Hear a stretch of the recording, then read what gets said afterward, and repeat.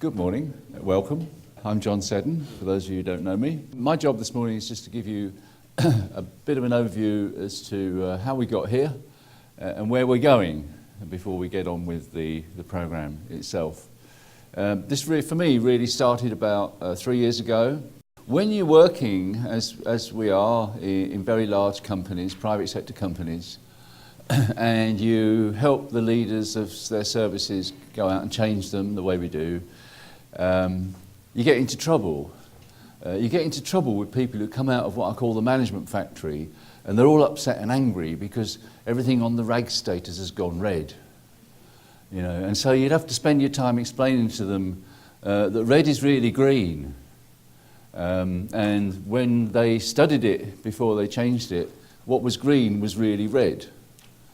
You know, and we're always going to win this argument because you can't argue with what's going on in the operations. You know, when sales are up 20, 30 or 40%, or they've got much more capacity because they're much more effective and therefore they're much more efficient. You know, so you're always going to win the argument, but it's like a pain to have to do it every time. And so we thought to ourselves, well, actually what we ought to do is when we're working with these companies, the big companies in the private sector, we ought to start a track of work right at the start that deals with management information and therefore budgeting. And then about 18 months ago, or down that track, I got a call from Anders Olesen, who's here, and he said, well, he runs the Beyond Budgeting Roundtable, and he'd like us to work together.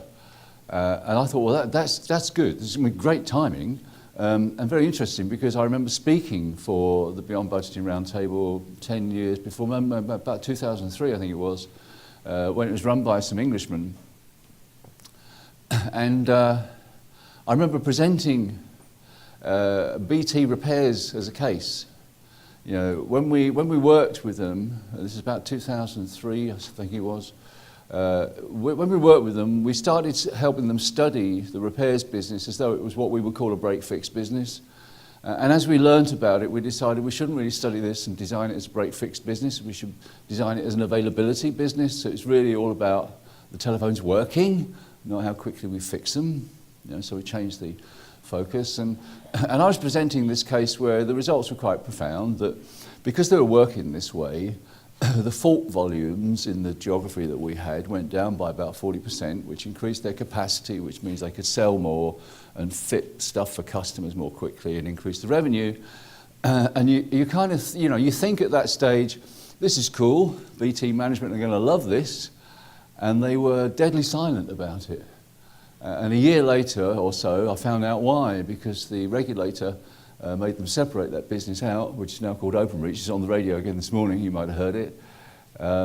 You see, from a business point of view, no, John, the more faults we get, the more revenue we get. £175 every time. In those days it was, an engineer goes out, you know. But today's not about regulation, is it? So we won't go on to regulation today. Today's about accounting. And I never thought I'd get sexed up about accounting. So what have I learned on this journey so far? Well, when I teach students, I always teach them to ask 3 questions. When they see a method or a tool, who invented it, what problem were they trying to solve, and do I have that problem? Well, who invented budget management? Well, a certain James McKinsey. Yes, he of the eponymous consulting firm, 100 years ago, solved a problem for Alfred Sloan, who was running General Motors. Alfred Sloan's General Motors was an amorphous mass, and this budget management brought some clarity and organisation to that. So it solved a certain problem of the time, but I will argue, as you'll hear today, it also introduced a pernicious disease. If we wind the clock forward 100 years, McKinsey's still doing this kind of thing. You know, McKinsey's at the forefront right now around Europe. We see them everywhere where we work, persuading, for example, all the financial services companies that you've got to go digital.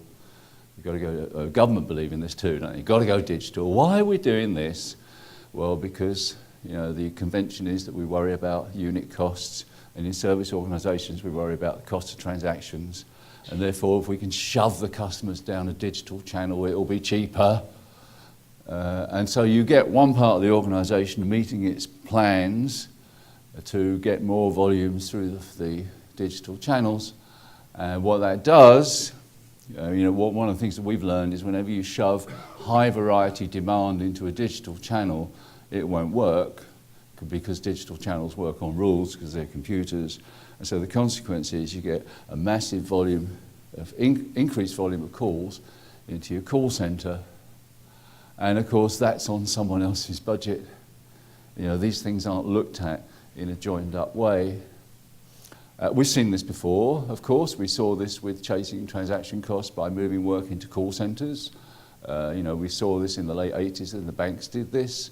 You take work out of a department, shove it in a call centre, cheaper transaction, but that work was part of a service, and so we get high levels of failure demand in the call centres, and although the transaction costs go down, the total cost of service go up.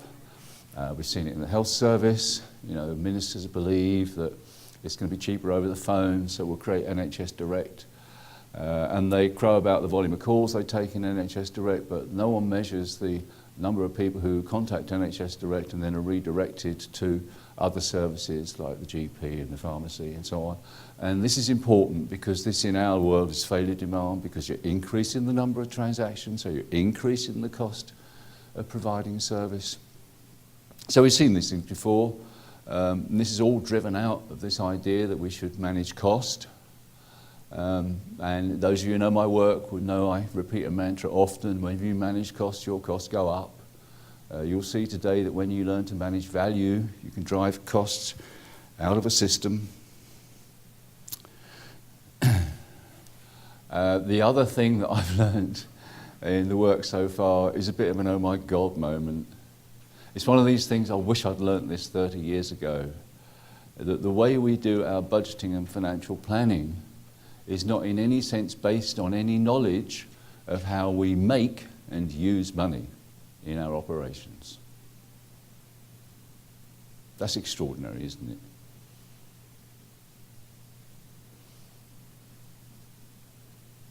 Makes me wonder what they're doing.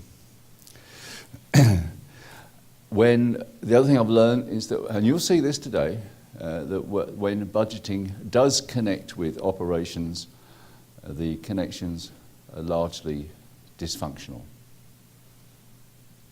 It's the sort of thing that Deming talked about. If you manage with arbitrary numbers, you destabilize a system, so you will have a deleterious impact on your performance. So that's that's why we're here.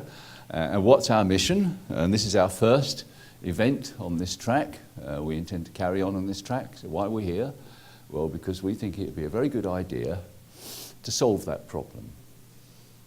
How can we ensure that budget management and financial planning is firmly grounded in knowledge of the way in which our operations make money and use money? Wouldn't that be cool? It's both simple and profound. You will see examples today of how knowledge of operations helps you predict performance going forward. You will see it's important to take different measures to understand and improve performance, and these different measures will help you predict performance going forward. And therefore, you'll be able to predict your costs and your revenue going forward. And we know that's possible. And then profound, because that will completely alter the way in which we go about budgeting and financial planning. So there we are. It's a simple mission, isn't it? Quite a useful one, I think. And so to get our ball rolling, Anders Olesen is here. This is the man who called me 18 months ago, and he's our warm-up act, just to make sure that we're on the same page, that we're not a room full of people who think budgeting is the best thing since sliced bread. Okay, so please welcome Anders Olesen.